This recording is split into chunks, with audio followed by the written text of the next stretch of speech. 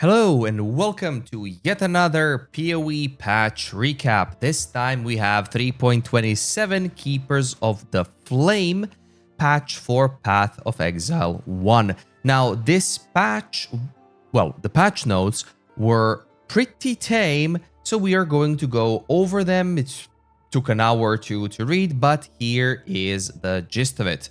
We get Breach 2.0, new gems and support gems, which is obviously to be expected. They will post the gems like level and things, how they look at level 20 and stuff in a few days, as they generally do. But very exciting gems, very exciting new gems are posted there. We now have new attack-based ones with the implicit cannot roll caster modifiers, and also ones are getting a rebalance. We have new ring bases, we still don't know what those do, and foul-born currencies where we change grafts and we can craft grafts via those.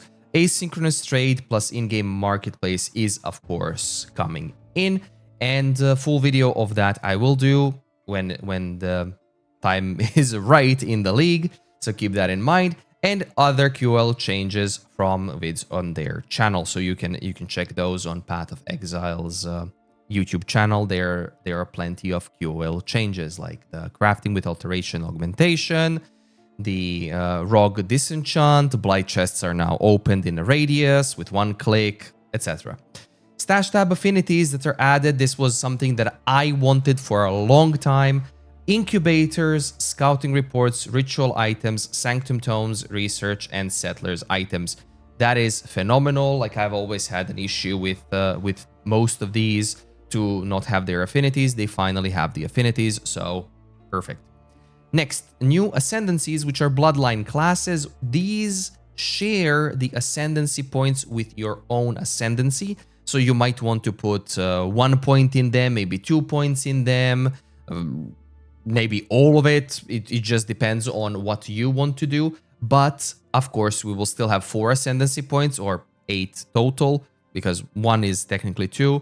And you can choose where to put them. Now, how to obtain these? They've shown 3. They've shown Trial Master, Oshabi, and King in the Mists. There are 7 more to explore, so total of 10. So yeah, they've shown in the trailer and stuff. 1 is from Owl and stuff. So we will see those once the game launches, or if they've released the information in JSON files, and the POB guys can work on those. Next thing, sequence bosses now have Uber variants. The 3 bosses, the Dread, Incarnation, and whatever, all those 3 now have the Uber variants, and their fragments drop in tier 17 maps.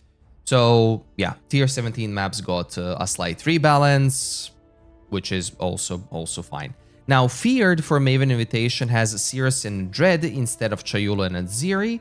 Hidden is now Remembered, so Hidden does not exist anymore. And Remembered requires 3 pre-bosses to secret bosses, so Dread, Incarnation, and I don't remember their names, sorry. Atlas Tree got a few changes. The QL change is for Atlas and passive trees, you can now respec your points with 1 click, finally. But Breach is fully removed. It has its own separate tree in a tree. And Beyond moved to the right side of the tree. Most places, based on what we've seen from their QL video, is the same as where Breach was. But this is going to be, of course, official when they release it.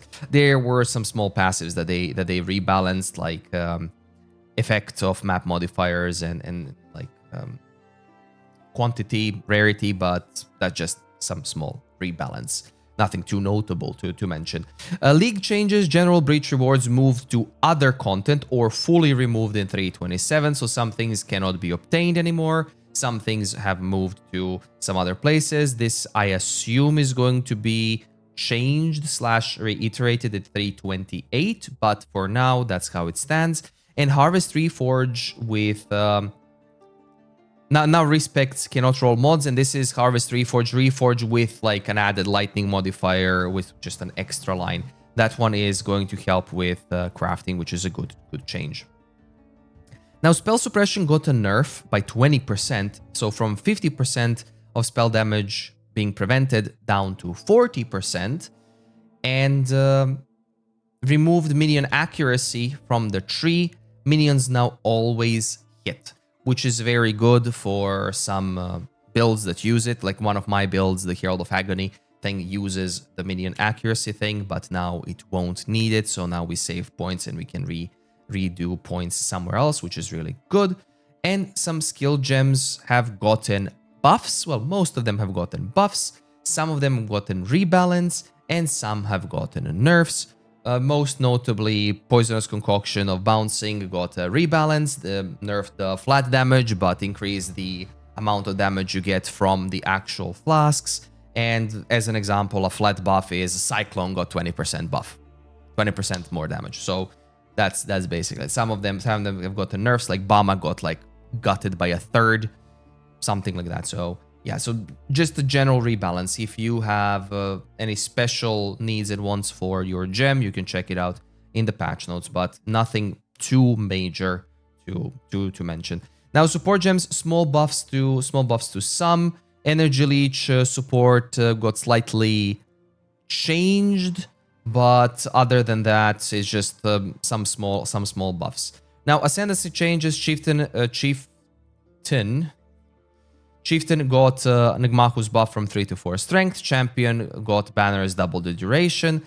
Assassin got lots of changes. I will post the picture in the description. They did it on Twitter and stuff. So I'll post it in the description so you guys can find it and see it, what changed for Assassin. But I think everyone's gonna talk about Assassin changes.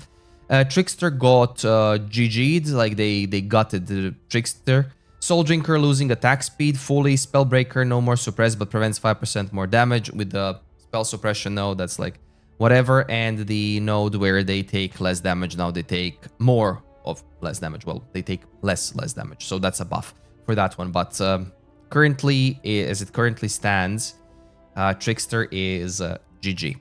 Anyways, next, Sabo. Sabo, like clockwork, buff from 30 to 40%. Elementalist, Liege nerf for golem buffs from 100 to 50%. Well-deserved nerf, if you ask me. I played with golems. This is a well-deserved nerf. So Necromancer got Corpse Pact buff from 2 to 4% per corpse. Pathfinder Master Distiller buff around 50% per flask and per consuming. Warden got Bark buff from 2 to 3% of spell suppression and no more mana reservation, which is an excellent thing.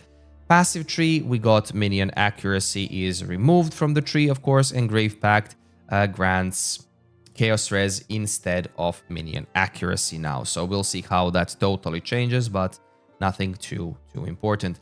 Unique items got general rebalance, especially with like wands and things that have been changed. So keep that in mind if you want to play some specific wands. But Whispers of Infinity got, well, nerfed by 4 times. So from 200 to 400 energy shield, it is now from 50 to 100. GG, well played. Very good nerf. Nobody likes that. Anyways, nobody likes Whispers of Infinity. Well, of course people do like it, but it was broken. You gotta admit it was broken. Items, wands, slight crit nerf, but knives or daggers, slight crit buff. So that's just in general. It's between 0.3 and 0.5% base. And the last one, monsters got general rebalance, especially with added physical to elemental mods.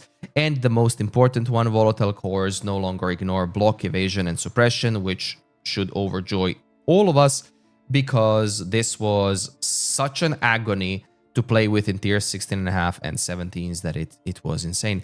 But the entirety of patch notes were really quick. We did them in like an hour on stream, so there's that. Nothing too major has been changed, other than those like ascendancy things and bloodlines being added. But when it comes to everything, I expect this to be a very good league, especially because I love Breach. But yeah, the build that I want to play has been buffed by 20%, so Cyclone has been buffed. However, we'll see what else goes there. Anyways, I will prepare the league starter videos and things from the previous builds that I've done, as I'll combine 2 into 1, and PoE content will continue. I will also update the website, so I've already updated the image, so that's going to be changed a little bit, just so it's a bit easier access.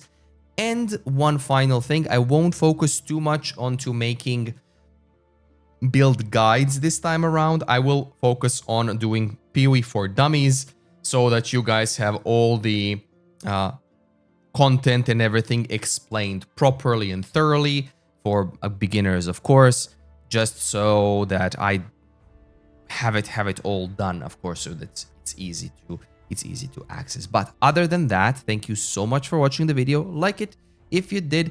Have a wonderful time. Sub if you don't mind. I keep forgetting that one. Ring the notification bell. There's that one too. Thank you so much for watching, and I will see you in the next PoE video or stream. Have a good one.